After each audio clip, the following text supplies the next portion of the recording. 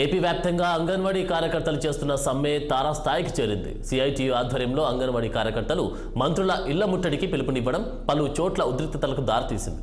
తిరుపతిలోని మంత్రి పెద్దిరెడ్డి రామచంద్రారెడ్డి ఇంటి ముట్టడికి వెళ్తున్న కార్యకర్తలను పోలీసులు అడ్డుకున్నారు. జ్యోతిరావు పూలే విగ్రహం నుంచి ర్యాలీగా బయలుదేరిన కార్యకర్తలను వాటర్ ట్యాంక్ను అడ్డుపెట్టుకోన్నారు. దీంతో రోడ్డుపైనే కూర్చొని ధర్నాకు దిగారు. దీనిపై మరింత సమాచారాన్ని మా ప్రతినిధి గిరినాథ్ రెడ్డి అందిస్తారు. 19 రోజులుగా కూడా సరే నిర్వహిస్తున్న పరిస్థితి అయితే ఉంది.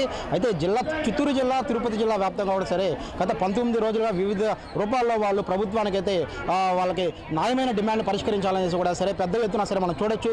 ఏదైతే ఆందోళన అయితే చేస్తున్న పరిస్థితి అయితే ఉంది. అయితే జిల్లా వ్యాప్తంగా ఉండే అంగన్వాడీ వర్కర్లు ఏదైతే వివిధ రూపాల్లో కూడా సరే ప్రభుత్వానికి తన వాణిని వినిపించే విధంగా కూడా సరే నిరసన తెలియజేస్తున్న పరిస్థితి అయితే ఇవాళ ఏదైతే జ్యోతిరావు పూలే విగ్రహం నుంచి కూడా సరే స్థానిక మంత్రి అయినట్టు పెద్దిరెడ్డి రామచంద్రారెడ్డి ఇంటి వద్దకి కూడా సరే అంగన్వాడీ వర్కర్లు చేరుకున్న పరిస్థితి అయితే ఉంది. ఈ నేపథ్యంలో కూడా సరే పోలీసులు వాళ్ళని వెళ్ళనీయకుండా సరే భారీ ఎత్తున కూడా సరే పోలీసులు అడ్డుకునే పరిస్థితి, ఇంటికి వెళ్ళడానికి కూడా ఆ రహదారిని కూడా మూసివేసిన పరిస్థితి అయితే రోడ్డు మీద కూడా సరే బైఠాయించి అయితే అంగన్వాడీ వర్కర్స్ అయితే కూడా నిరసన తెలియజేస్తున్నారు.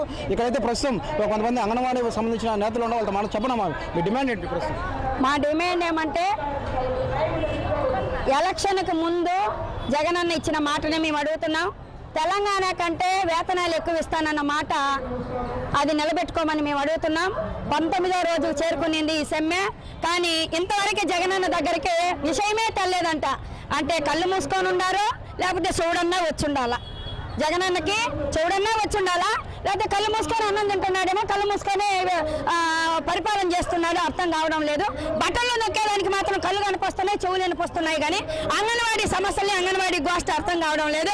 అందుకనే మొన్నంతా కూడా ఎమ్మెల్యేల కాడికి ముట్టడి చేశాము.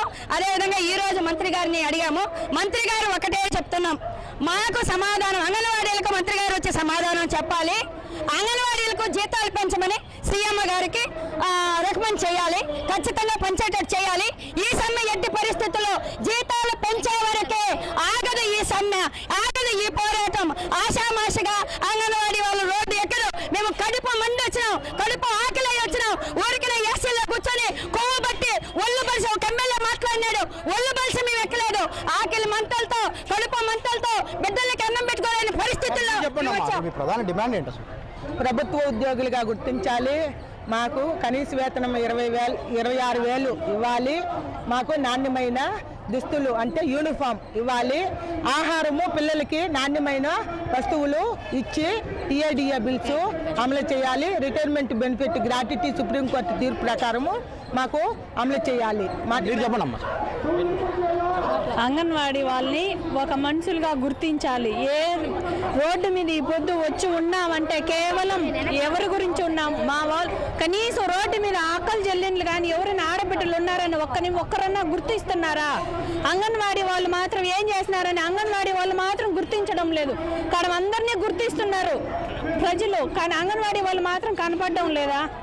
ఇది కూడా పరిస్థితి అయితే కూడా సరే మనం చూడొచ్చు. ఏదైతే గత 19 రోజులు కూడా సరే నిరసన తెలియజేస్తున్న పరిస్థితి అయితే ఉంది. అంగన్వాడీ వర్కర్స్ న్యాయమైన డిమాండ్ పరిష్కరించాలి జగన్మోహన్ రెడ్డి అనేసి కూడా సరే పెద్ద ఎత్తున ఆందోళన చేపడుతుంది. అయితే మంత్రికి వినిపించుకోవడానికి వెళ్తూ ఉంటే కూడా తమను అడ్డుకుంటున్నారనేసి కూడా సరే అంగన్వాడీ వర్కర్లు ఆవేదన వ్యక్తం చేసిన పరిస్థితి ప్రస్తుతం తిరుపతి. Cameraman Shiros, Girinath, 6 TV, Tirupati.